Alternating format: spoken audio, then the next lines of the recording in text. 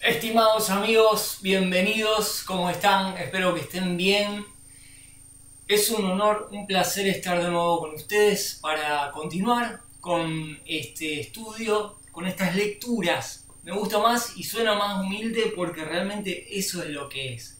Estas son lecturas que estamos teniendo, que estoy compartiendo con ustedes en el libro del Dr. Pentecost. Estamos para finalizar hoy el capítulo que habla de la historia de la interpretación. Un capítulo que hoy nos toca abordar el tiempo posterior a la Reforma. Hermoso el capítulo de hoy, lleno de cosas interesantes, repleto de nombres personales de grandes teólogos, muchos de ellos olvidados. Pero bueno, esto nos espera en el día de hoy. Vamos a dar inicio. Quiero agradecerles a todos, como siempre, por el apoyo, por el hecho de tomarse tiempo para mirar esto, cosa que me lo transmiten directa e indirectamente y lo agradezco mucho. Estaba pensando ayer los acontecimientos que estamos observando en el mundo a nivel internacional, problemas y acontecimientos geopolíticos que muchos vemos ligados al desarrollo de los tiempos finales. Hay veces que pienso que no sé si vamos a tener muchos años por delante en el desarrollo de la historia del mundo tal como se están dando las cosas, siendo un creyente que cree que la venida de Cristo por los suyos es inminente y que estamos atestiguando un principio de señales que terminará por consumarse después del arrebatamiento. Y no sé cuánto tiempo le quedará a este sistema. Aparentemente, las deducciones que uno puede hacer mirando, parece ser que no mucho tiempo.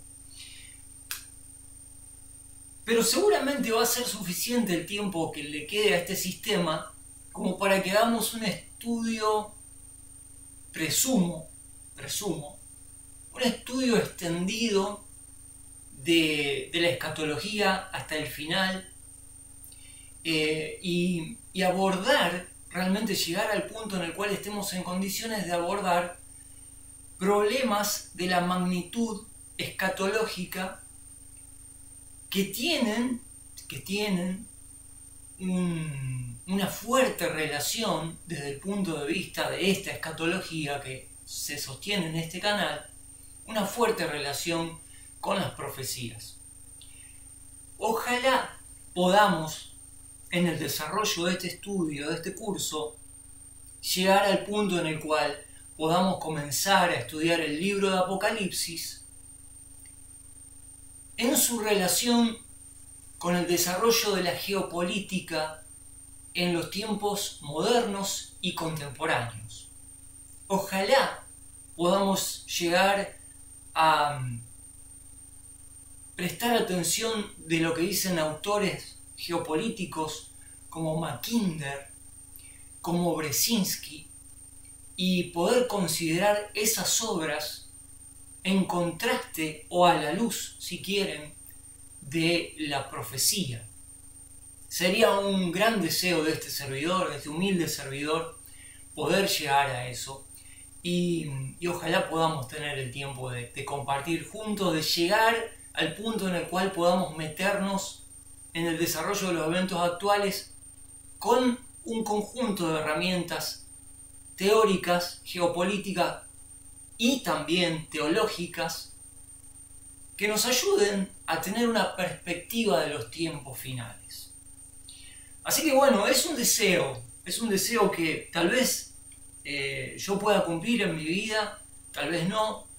Tal vez salís y yendo al trabajo te cae un piano de un 10º piso. Es una cosa que no se puede saber. Pero bueno, vamos a intentar completar este curso que nos va a llevar algunos años y poder llegar a tener una comprensión completa de todo este escenario preapocalíptico.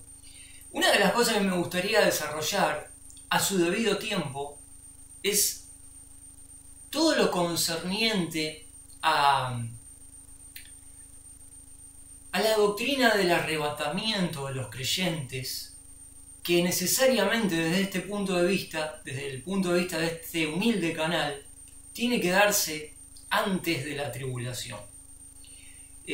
Hay todo un conjunto de teorías que provienen del sistema del mundo que viene anunciando el fin de los tiempos, y es cómico, ¿no? Como ellos lo relatan, pero bueno, tal como viene en el relato del mundo, podríamos estar cerca de un gran colapso por causa de una intervención extraterrestre. Lo cual, simple y llanamente, es una versión pervertida o una perversión de lo que narra la Escritura acerca del arrebatamiento de los creyentes, de los verdaderos creyentes. Por supuesto, es una narrativa hecha con mucha astucia y detrás de un cristal que da cabida a una serie de teorías fantásticas que no gozan de la menor reputación seria, pero bueno, son todas cosas que hacen, ¿no?, al problema tan complejo que nos rodea hoy día, y ojalá tengamos el tiempo de entrar en esas materias y de profundizar esas teorías, conocerlas, familiarizarnos con esas teorías y ver cuáles son los puntos débiles de esas teorías, quiénes están detrás, cuáles son los grandes intereses, las grandes familias que históricamente han destinado fortunas increíbles al desarrollo propagandístico de estas teorías extraterrestres.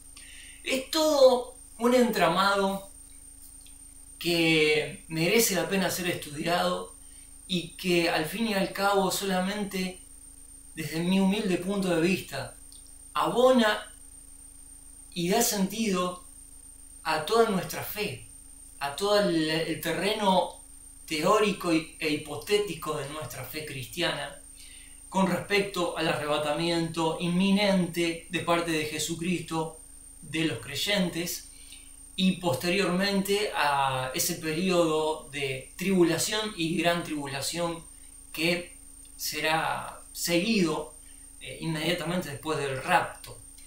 Entonces, bueno, son cosas que quiero ir dejando colgadas, ¿no?, aquí, para que ustedes sean conscientes de que eventualmente, en algún momento, en el momento más adecuado del desarrollo de este estudio, llegaremos a todas esas cosas, y probablemente no solamente nos meteremos en los conceptos de geopolítica para entender el mundo desde el punto de vista escatológico, sino también en el pulso de las noticias más trascendentes e importantes, a las cuales yo vengo siguiendo desde hace años, que hacen también a esta gran infraestructura de gobernanza mundial tan mentada que se viene proponiendo, especialmente desde las Naciones Unidas, desde el mundo occidental, desde algunos centros de pensamiento, de planificación. Son todos temas apasionantes, pero bueno, por ahora estamos recién en la época de la Reforma. Así que bueno, amigos, vamos a disponernos a terminar hoy con este capítulo. Voy a pasar a nuestro archivo de PDF. Vamos a entrar aquí en esta parte el periodo posterior a la Reforma.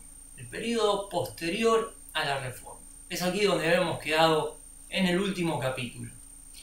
Les prometí para hoy algunas citas de las interpretaciones alegóricas que hicieron algunos de los padres de la Iglesia, como Orígenes, en el siglo III. Orígenes vivió entre el siglo II y III, porque él, tengo entendido, que nace en el año 185. Quiere decir, a comienzo del siglo III, tenía 15 años ya, y ya estaba haciendo a los 15 años ya, por lo que podemos saber, ya estaba alegorizando o preparando terreno para su alegoría. Entonces él, más que nada, vive en el año 200, quiere decir el siglo III, y algunos de los que retoman su teoría y su forma alegórica de interpretar la escritura son posteriores, y creo que vamos a tocar hoy simplemente San Agustín, que está ya en el siglo IV-V, en el año 400, siglo V. Así que bueno, les vamos a dar lectura a las interpretaciones que hizo Orígenes y otros, como Filón, que fue anterior a Orígenes, pero que empezó con toda esta cuestión alegórica, ¿no? Alegorista de la escritura. Filón es más o menos contemporáneo del Señor Jesucristo, para que lo ubiquen cronológicamente. Y vamos a dar lectura de cómo interpretaron alegóricamente estos intérpretes, pero cuando llegue el momento. Tengo algunas citas de sus interpretaciones alegóricas para que ustedes puedan ver, pero vamos a darle lectura cuando sea el momento más adecuado. Tenemos aquí el punto número 7, que es el periodo posterior a la Reforma.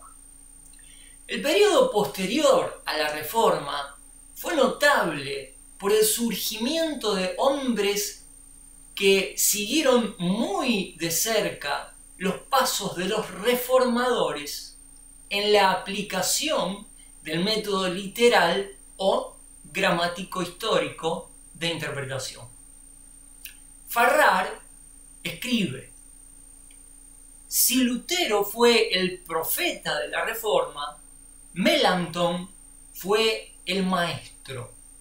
Zwinglio, con absoluta independencia, quiero que agarren esa palabra y esa expresión, absoluta independencia, Zwinglio, había llegado a opiniones sobre este asunto que en todos los particulares esenciales coincidieron con los de Lutero. Una hueste de expositores de la Reforma trataron de esparcir las verdades a las cuales habían sido conducidos por los reformadores alemanes y suizos. Será suficiente mencionar aquí los nombres de... Este nombre es difícil y hay algunos otros nombres difíciles. Oecolampadius, del siglo XVI. La mayoría de los que vamos a ver acá, los grandes posteriores a los hombres de la Reforma, son todos del siglo XVI. Oecolampadius, Bucero, Brenz, Bugenhagen, Musculus, Camerarius, Bullinger, Chemnitz y Beza, del cual tenemos una traducción incluso de la escritura, ¿no? Beza, fíjense, 1605, ya principios del siglo XVII. Entre todos estos había un acuerdo general en principios, un rechazo de los métodos escolásticos, una negativa a reconocer el dominio exclusivo de la autoridad patrística y la tradición de la Iglesia. Un repudio, entre todos estos, del hasta entonces cuádruple significado dominante, del cual San Agustín es en gran parte responsable, un rechazo de la alegoría, un estudio de las lenguas originales, una cuidadosa atención al sentido literal, una creencia en la claridad y suficiencia de la escritura, el estudio de la escritura como un todo y la referencia de su contenido total a Cristo. Maravilloso párrafo en el cual vemos esta hueste de pensadores, de teólogos, de exégetas cristianos posteriores a la Reforma, muy variadas, hay una representación variada de naciones aquí entre estos teólogos, y cada uno es digno de... Hay libros, de la mayoría de todos ellos hay libros escritos. Un párrafo para detenerse y pensar bien cómo fue el tiempo inmediatamente posterior a la Reforma. Estamos hablando del siglo XVI. Puede esperarse, continúo leyendo, ya que el fundamento ha sido puesto para el método literal de interpretación, que seamos testigos de un crecimiento completo de la exégesis escrituraria basada en este fundamento.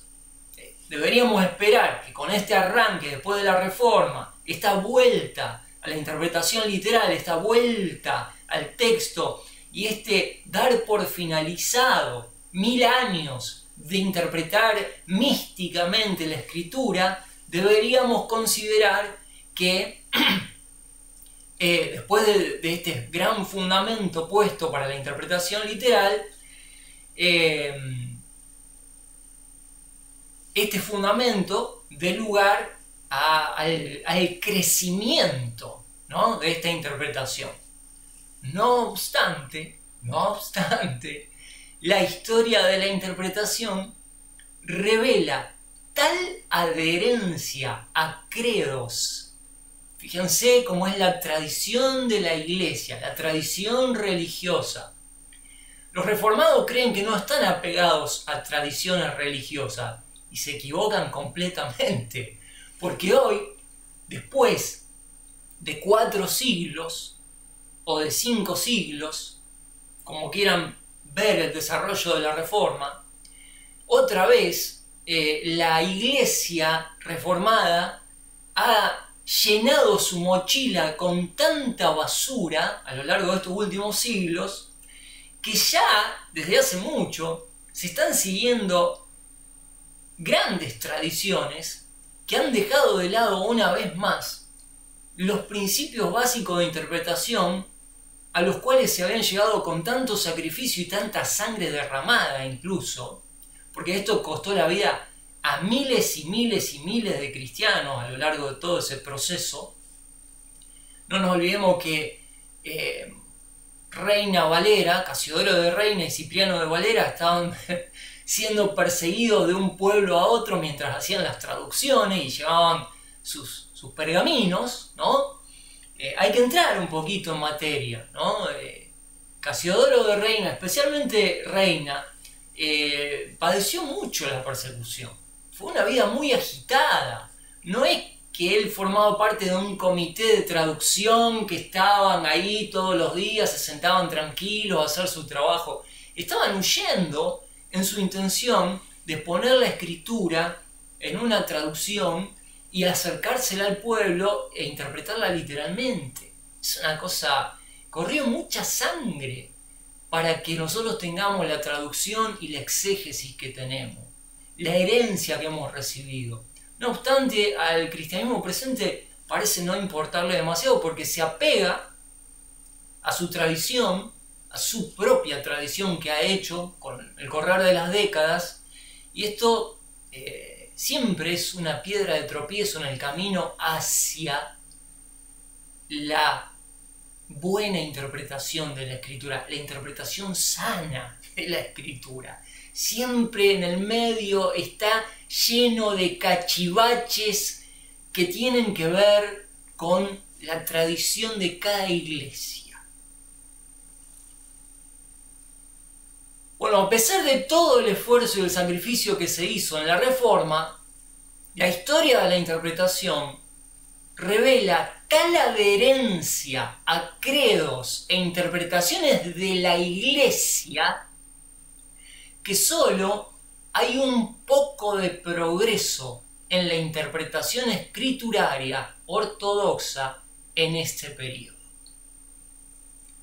Sin embargo, de este periodo salieron exégetas y estudiantes como Juan Koch, profesor de Leiden, 1669, Juan Jaime Wettstein, profesor de Basilea, 1754, quien sostuvo que se aplican a la escritura los mismos principios de interpretación que a otros libros. ¿Vieron cuando nosotros hablamos de una interpretación gramático-histórica y a veces decimos una interpretación literal normal? Normal, como si interpretaras cualquier otro libro. A eso nos referimos. Los mismos principios de interpretación que a otros libros. Juan Alberto Bengel, 1752, fíjense cómo vamos pasando, ¿no? De 1517, de 1530, ¿no? Fechas de la Reforma, pasamos a este ejército que tenemos acá arriba, ¿no? Son todos generales de 5 estrellas esto, 1581, 1586, 1605 Besa, como vamos avanzando, ¿no? 1669, 1750, vamos avanzando, tiempos posterior a la Reforma. Juan Alberto Bengel, 1752, y otros que fueron célebres por su contribución a la crítica y a la exposición, y pusieron el fundamento para los exégetas modernos como Lightfoot, Westcott, Ellicott y otros. Es un párrafo en el cual se quiere ver a vuelo de pájaro cómo influenciaron las escuelas posteriores a la Reforma que hacían referencia a la necesidad de interpretar la escritura de manera normal, no mística. Estas escuelas van pasando, no en la proporción en que hubiéramos deseado o en que hubiera sido deseable. Sin embargo, esta buena interpretación fue pasando y fue llegando a los principales intérpretes, a los más célebres de los exégetas modernos, como son estos muy conocidos, Lightfoot, Westcott y Ellicott. Un hombre de gran influencia, me gusta porque Pentecost no solamente ha investigado la literatura anglosajona, sino también la literatura que podríamos decir que viene de Europa, no necesariamente anglosajona, en cuanto a la historia de la interpretación. Un hombre de gran influencia en la sistematización del método literal de interpretación fue Juan Augusto Ernesti, de quien escribe Terry. Probablemente el nombre más distinguido en la historia de la exégesis del siglo XVIII es el de Juan Augusto Ernesti, cuyo Instituto Interpretis Novae Testamenti, o Principios de la Interpretación del Nuevo Testamento, ha sido aceptado como un libro modelo del texto sobre hermenéutica durante 4 generaciones de estudiantes bíblicos. La hermenéutica es la ciencia de la interpretación de la escritura. 4 generaciones de estudiantes bíblicos. Dice Terry, él es considerado, citando a Hagenbach, como el fundador de una nueva escuela exegética cuyo principio fue simplemente que la Biblia debe ser explicada rígidamente de acuerdo con su propio lenguaje. Y en esta explicación no debe ser sobornada por ninguna autoridad externa de la Iglesia, ni por nuestros propios sentimientos, ni por la fantasía alegorizante y festiva que había sido frecuentemente el caso de los místicos, ¿no? La fantasía alegorizante.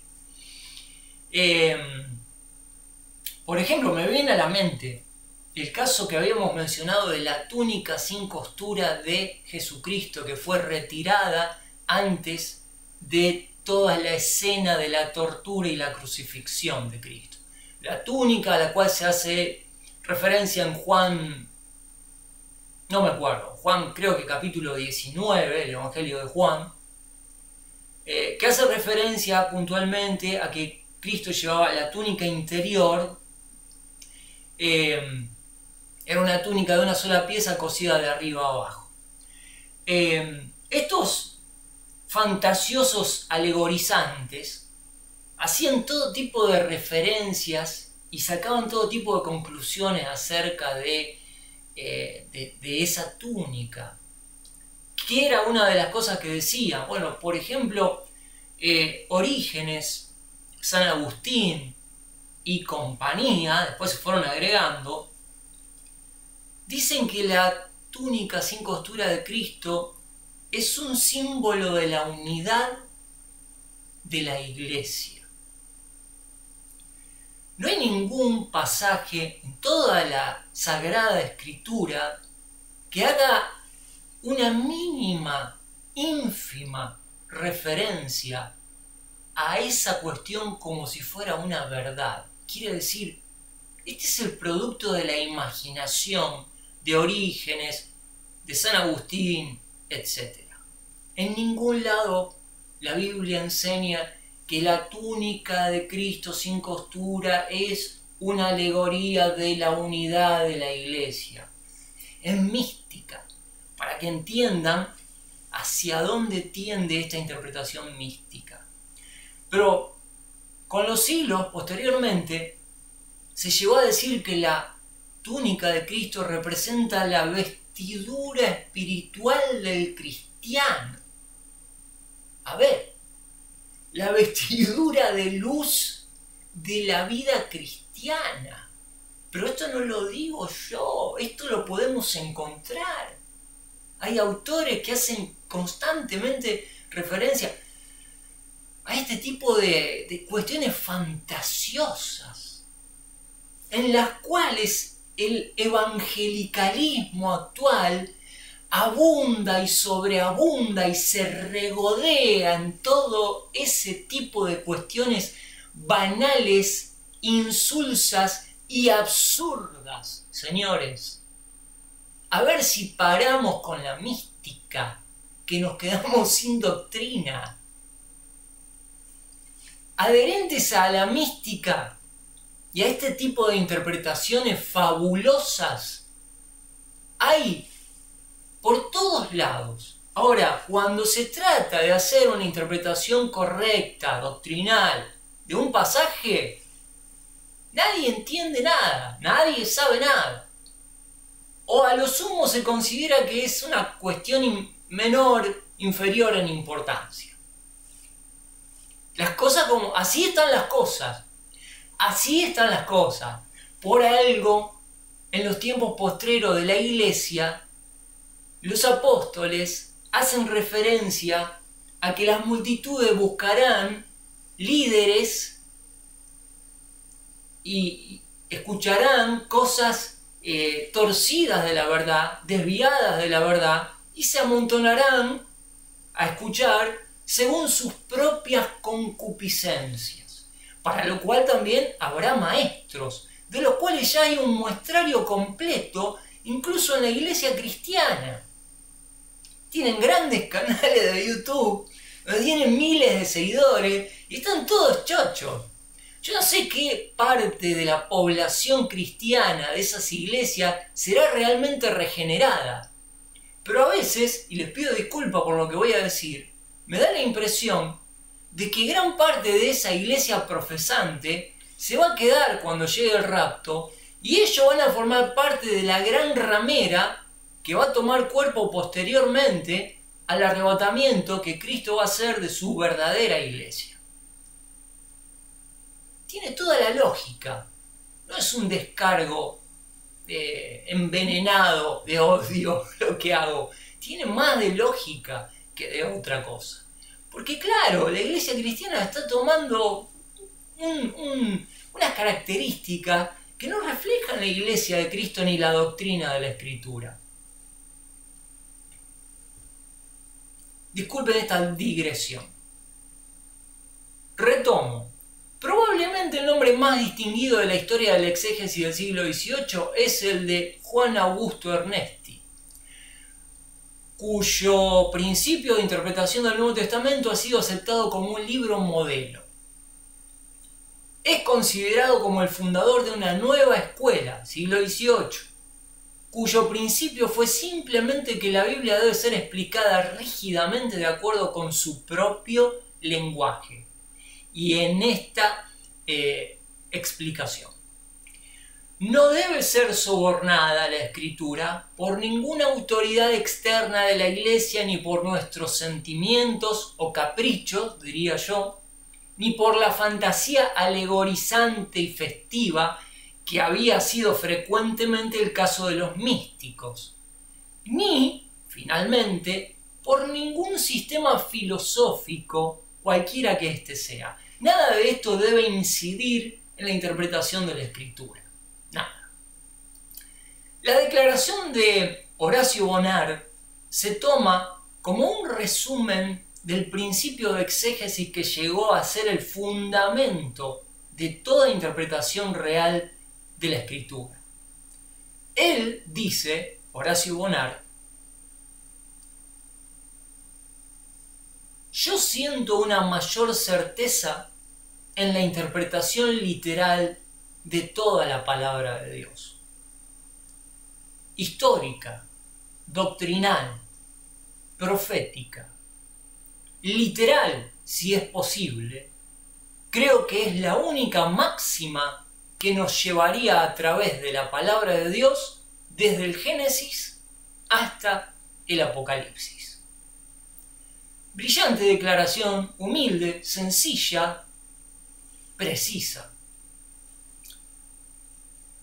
A pesar de las cadenas que el dogmatismo y el sistema de credos trataron de imponer a la interpretación, emergieron de este periodo ciertos principios sanos de interpretación, que llegaron a ser la base de las grandes obras exegéticas de los siglos siguientes, siglo XIX, siglo XX. Estos principios son resumidos por Berkhof. Llegó a ser un principio establecido que la Biblia debe interpretarse como cualquier otro libro. El elemento divino, explico esto sobre lo cual se hace tanto énfasis, si ustedes prestan atención a la lectura, se hace énfasis en los últimos capítulos sobre el hecho de que la Biblia debe interpretarse como cualquier otro libro. ¿Qué quiere decir esto? Bueno, esto no quiere decir más que no se necesita un aura mística y una ciencia de interpretación mística, un poder que baja del cielo, ¿no?, para interpretar la Escritura. Tampoco es necesario, en el mismo sentido, de una autoridad superior a cualquier creyente que le venga a decir al creyente cómo tiene que interpretar la Escritura. Por eso se habla tanto de la influencia del dogmatismo, esto es así, y como te lo dice la Iglesia, lo tenés que aceptar, y punto, no tiene discusión. Y también, por supuesto, de los credos, ¿no? Todas esas costras de mugre que se le van pegando al cristianismo con el correr de las décadas y de los siglos, y de los cuales hay que saber prescindir y quedarse con lo simple, ¿no? Llegó a ser un principio establecido, entonces, que la Biblia debe interpretarse como cualquier otro libro. El elemento divino específico de la Biblia fue generalmente menospreciado. Fíjense qué terrible. Y el intérprete se limitó por lo general a la discusión de las cuestiones históricas y críticas. El fruto permanente de este periodo fue la conciencia clara de la necesidad de la interpretación gramático-histórica de la Biblia. La escuela gramatical, acerca de la escuela gramatical, esta escuela fue fundada por Ernesti, de quien estamos haciendo referencia, quien escribió una obra importante sobre la interpretación del Nuevo Testamento, en la cual estableció 4 principios. Fíjense que estos grandes estudiosos que nos hacen rever, que nos indican, que nos llaman la atención, que ponen el énfasis en la correcta interpretación de la Escritura, a no mistificarla, siempre están haciendo estudios sobre el Nuevo Testamento. Es otra de las tendencias no sanas que tiene la iglesia cristiana en la actualidad. La iglesia cristiana, cualquier iglesia cristiana, está fundada sobre la revelación del Nuevo Testamento. La iglesia es un concepto neotestamentario del Nuevo Testamento. Pero cuando uno entra en la vida de estas iglesias modernas o contemporáneas, lo que ve es que lo que menos se predica es el fundamento de la iglesia, el Nuevo Testamento. Y se predica constantemente el Antiguo Testamento, de lo cual se sacan ilustraciones para la vida cristiana. Amigos, el Nuevo Testamento es una revelación que complementa y revela el Antiguo Testamento. El Antiguo Testamento es importante, pero el Antiguo Testamento, en todo su significado, es revelado, esclarecido en el Nuevo Testamento. El Nuevo Testamento, especialmente en las epístolas del apóstol Pablo, revelan la vida del cristiano bajo el régimen del Espíritu Santo. Es un nuevo sistema de vida, es un sistema de vida completo, es un sistema de vida dentro del cual los valores están revelados en las epístolas de Pablo, en el Nuevo Testamento especialmente. No vamos a encontrar nada nuevo, nada más revelador que el Nuevo Testamento para la vida cristiana actualmente cuando vayamos al Antiguo Testamento. Esta incapacidad por parte de la mayoría de los pastores actuales que se la pasan predicando del Antiguo Testamento solamente revela, manifiesta que no entienden que la naturaleza de la iglesia es neotestamentaria y las reglas para la vida cristiana están reveladas en el Nuevo Testamento, no en el Antiguo. Dejen de predicar el Antiguo Testamento y agarren las epístolas de Pablo. Las epístolas de Pablo revelan la vida en el Espíritu. no los evangelios, no el Antiguo Testamento, el Nuevo Testamento, y más que nada las epístolas de Pablo, el apóstol a la iglesia. Ahí está la clave para enseñar a los creyentes a vivir la vida cristiana. Las normas de la vida cristiana están en el Nuevo, en las epístolas de Pablo, donde se habla del régimen del Espíritu Santo, haciendo del hombre cristiano un hombre nuevo, poderoso en Cristo. Pero las reglas están reveladas en las 13 epístolas de Pablo. Y también en el resto de epístolas del Nuevo Testamento que ayudan, que se apoyan unas a otras, que se complementan. El Antiguo Testamento es importante, es la palabra de Dios, correcto, pero el énfasis debe estar en el Nuevo Testamento, no en el Antiguo.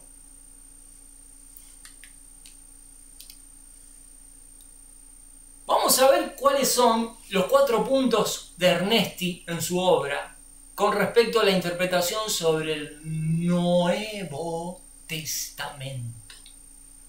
Que algunos aparentemente no se han enterado todavía que ahí está la revelación más importante para la iglesia.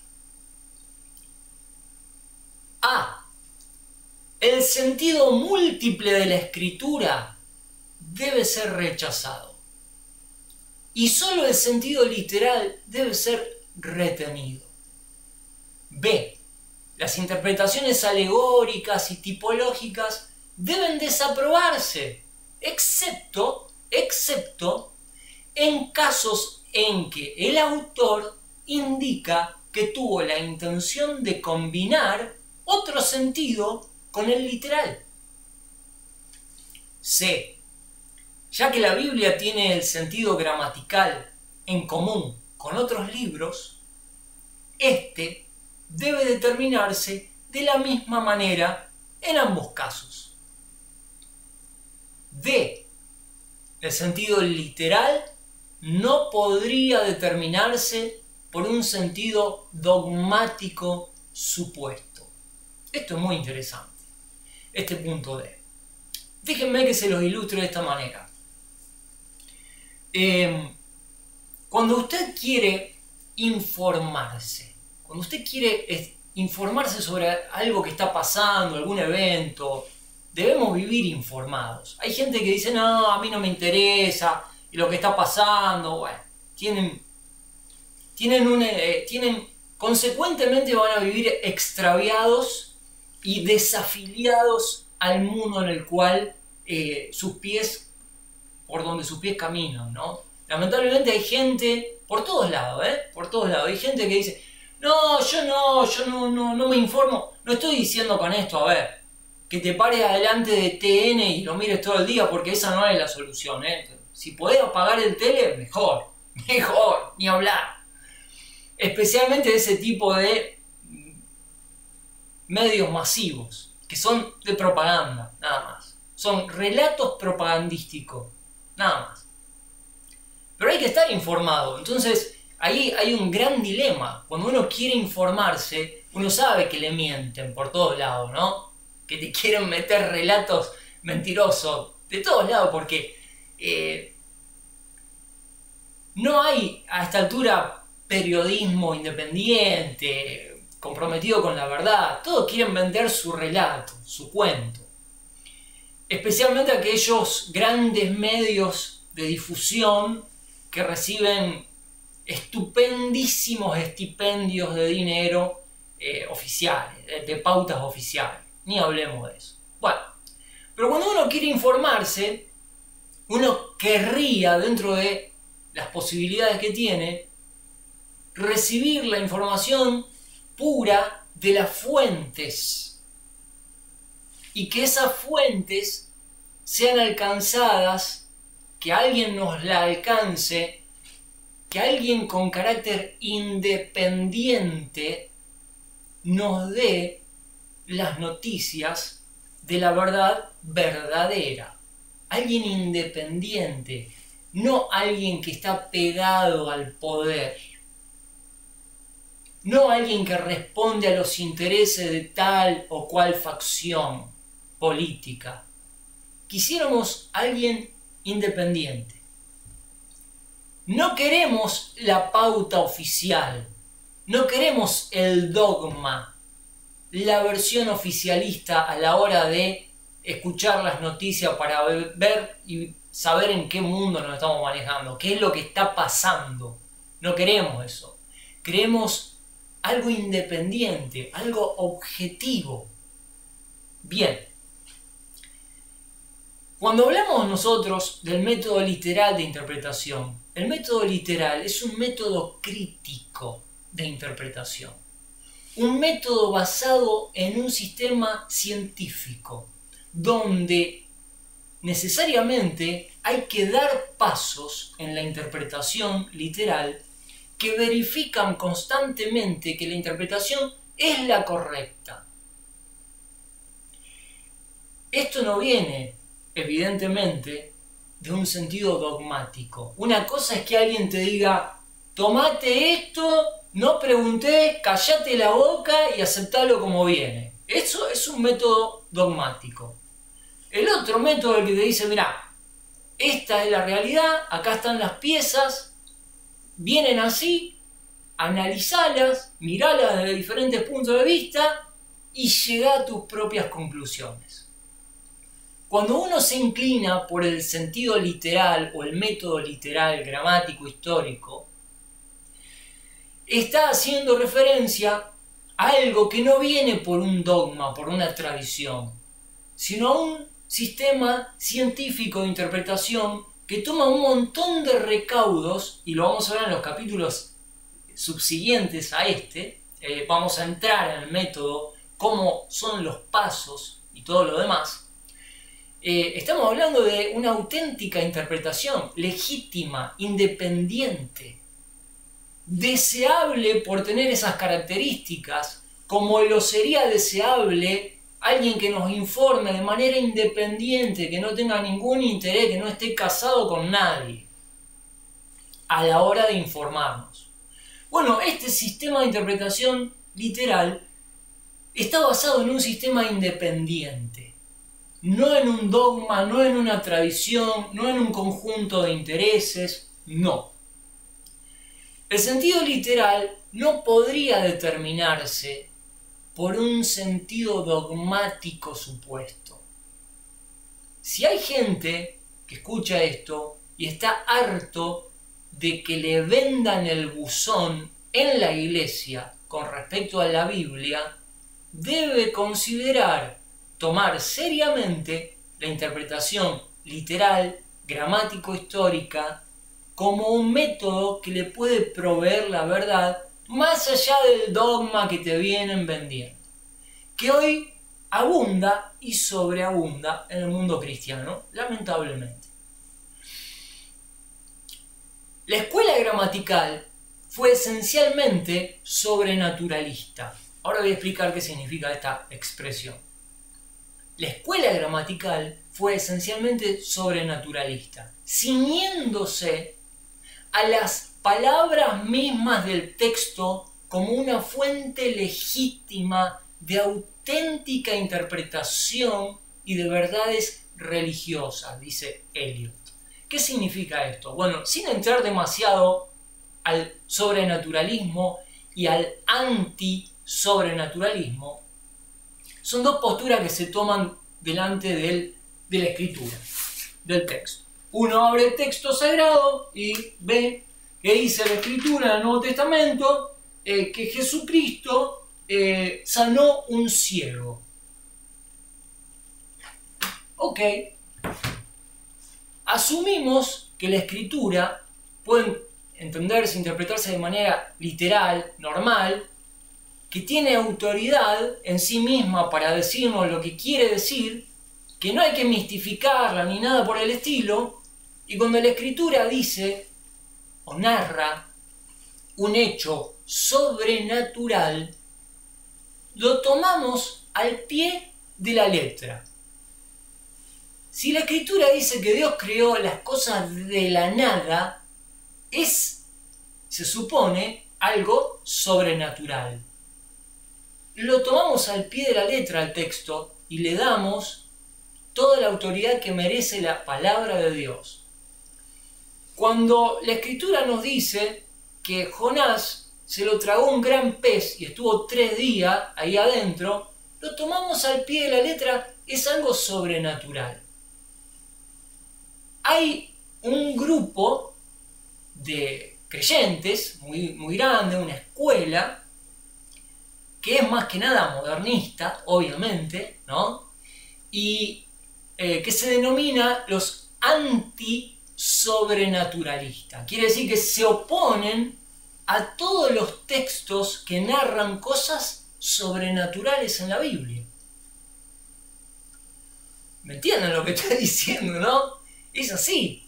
La Biblia está llena de relatos de obras de Dios que lógicamente, hablando del Dios que tenemos, como se revela en la Biblia, son cosas sobrenaturales.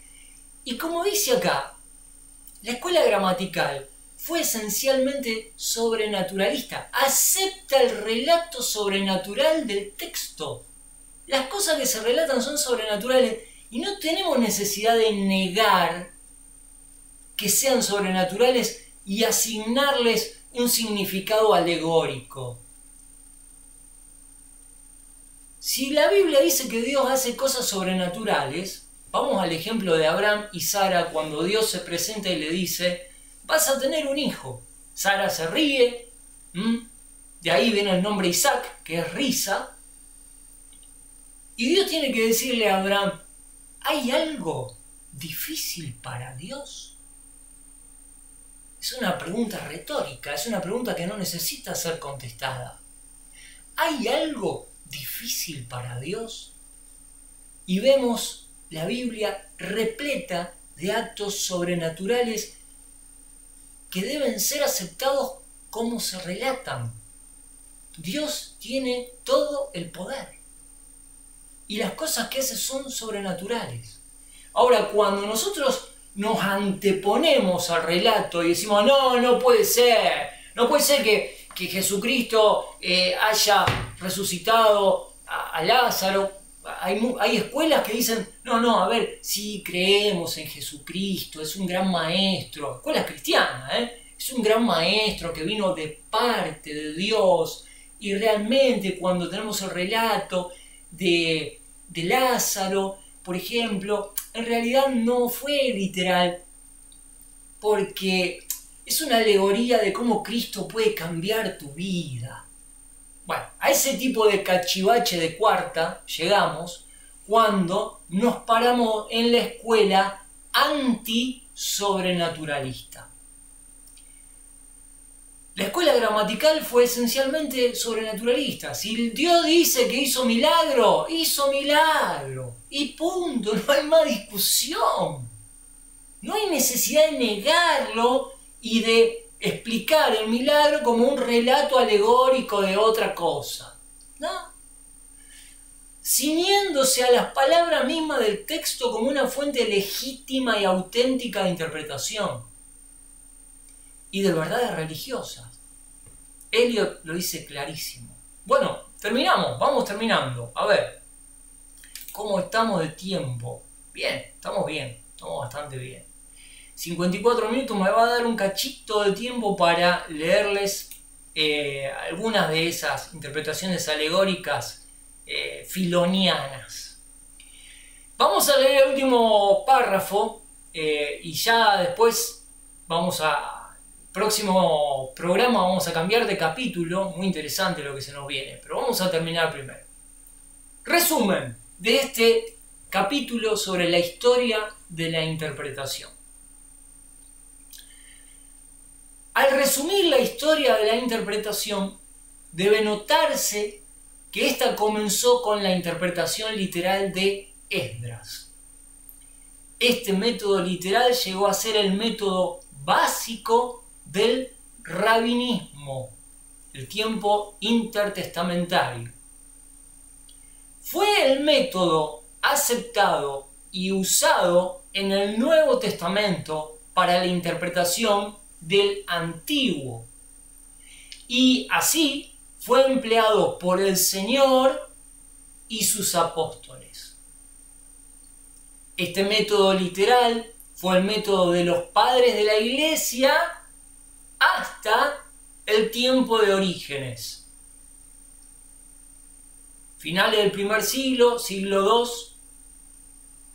II, y su influencia en el siglo III, IV y V. Este método literal fue el método de los padres de la Iglesia hasta el tiempo de Orígenes, cuando el método alegórico que había sido ideado, subrayen esto, el método alegórico que había sido ideado para armonizar la filosofía platónica con la escritura, el origen. ¿Por qué salió el método alegórico? Para armonizar la filosofía platónica con la escritura. Fue adoptado. Primeros siglos de la Iglesia. La influencia de San Agustín impuso ese método alegorizante a la Iglesia establecida y le dio fin a la exégesis verdadera. Acuérdense que gracias a estas influencias la escuela de Antioquía fue perseguida, anatematizada, maldecida por la escuela de Alejandría y triunfó la oscuridad.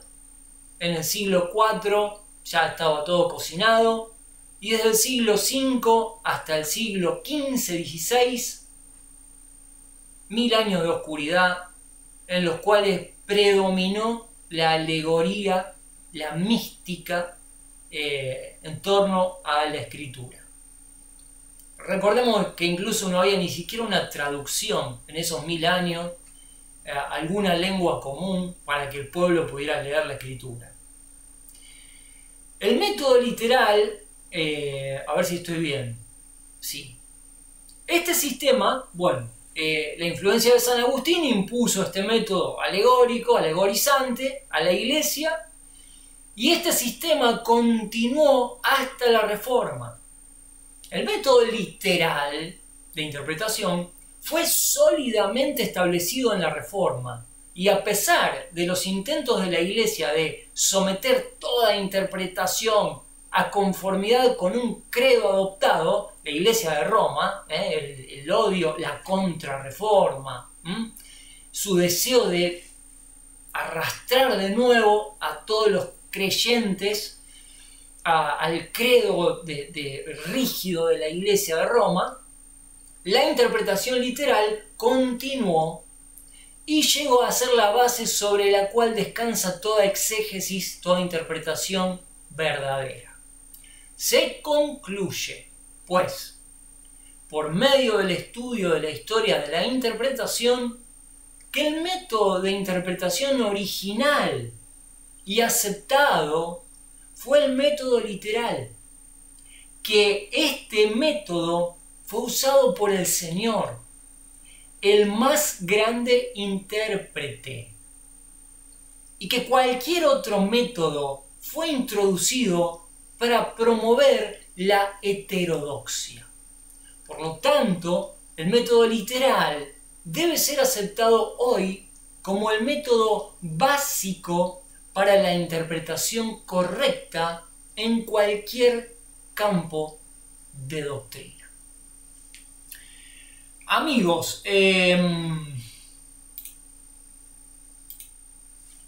no quiero extenderme más, pero les voy a poner en la descripción del video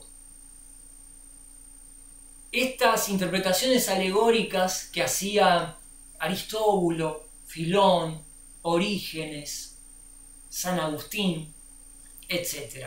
Lamentablemente el etcétera es larguísimo, pero se los voy a poner en la descripción del video para que puedan leerlo detenidamente cuando tengan ganas, porque son muchas. No voy a abundar tampoco demasiado, pero les voy a poner algunos ejemplos de lo que creían con respecto a la creación, a Isaac, al diluvio, el arca, en fin.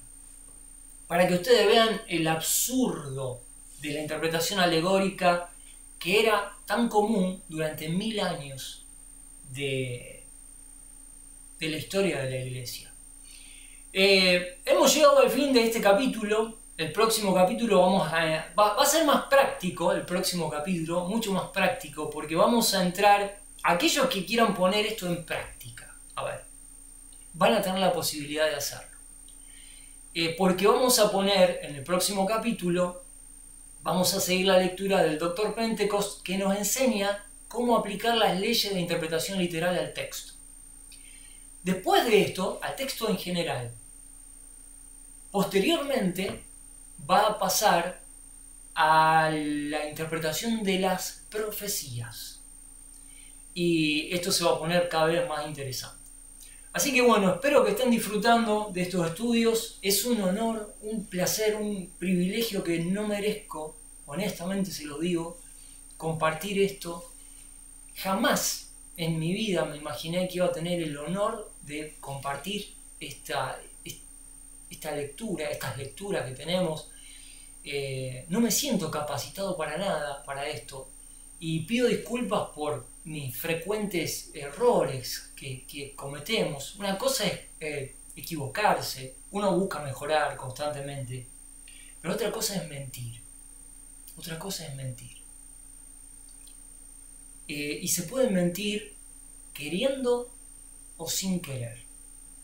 Yo creo que toda la filosofía alegorista miente. Algunos lo hacen adrede, otros no, por moda tal vez.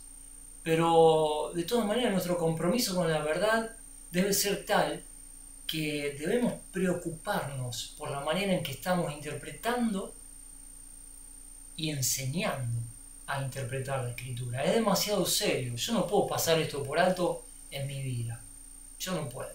Y lo voy a hacer hasta las últimas consecuencias, todo lo que pueda. Espero poder completar este curso, aunque me lleve algunos años. Con toda humildad, y con la mejor humildad, amigos, y con la mejor para todos ustedes. Les mando un abrazo, nos estamos viendo. Va a haber material también que vamos a estar haciendo junto con José Luis, con Manuel Rodríguez Pérez. Apóyennos,